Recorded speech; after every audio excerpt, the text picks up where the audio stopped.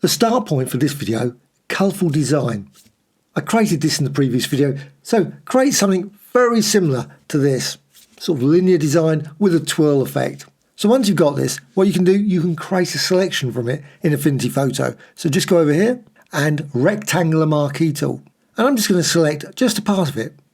Just that, any part of it. Go to layer and down to new pattern layer from selection. And you've got this lovely pattern design. This is a pattern layer, not the pixel layer that you had before. That's still there. You can delete it. Just go over there and delete it if you don't want to use it anymore. Then go to the move tool and select the pattern design. Here's the pattern design. And you can go up here to the top left and click mirror. And I think that makes a nicer design than having those lines through it. And you can move it around, reposition it and resize it, obviously within limits. Go like that, rotate it, resize it and so on. But what you can also do is you can apply a raster to this. You can turn it into a pixel layer. So go to layer and down here to rasterize. And that will turn it back into a pixel layer. You can now select part of this. What I really want is a nice complex part of the image. So I'm just going to go for this sort of area, not this part. It's up to you, of course. Select which part you like and say, there, that's a nice selection. And you can do exactly the same as before. So again, go to layer and new pattern layer from selection.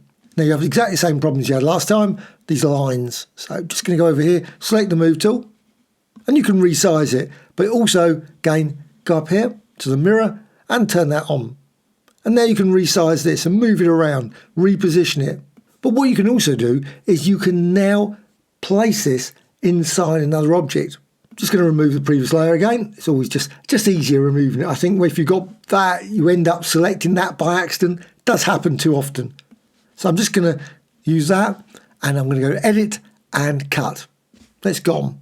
Well, what I want now is I'm just going to go here, rectangle tool. You could use anything else, ellipse, any of these other shapes. Up to you, of course. Drag down there and create a nice banner design like that. Of course, at this moment, it's not filled with anything, no colours, but you can go here, edit and paste inside. And that will paste it inside that design, that pattern design. So paste inside and you can see that. You can still see the pattern. Here's the pattern here. So you can still manipulate it. If you want to make it smaller, make certain you go to layers and select that. And you can resize it. So you might like to position it there. And you might decide, you know what, I don't want it there. I want it there. That looks better. But also what you can do is you can now I'm using this to create a page. Maybe obviously you could put this into Publisher as well. That's another option. So if you've got Publisher, you can always go to File and Edit in Publisher. So you might prefer to do that. But I'm just going to create some text, some frame text. So frame text and create frame. And I've got that. Now I'm going to fill that. Now don't worry about this pattern. It doesn't matter. That's inside there. But I can always just simply move it out. If you don't want it inside the rectangle, move it outside. Obviously, inside the rectangle, you won't be able to see it. So now it's outside by just positioning it there. I can fill it with text. So text, insert, fill a text. And I've just got that. I mean, obviously I could type something, paste something in from a document or something.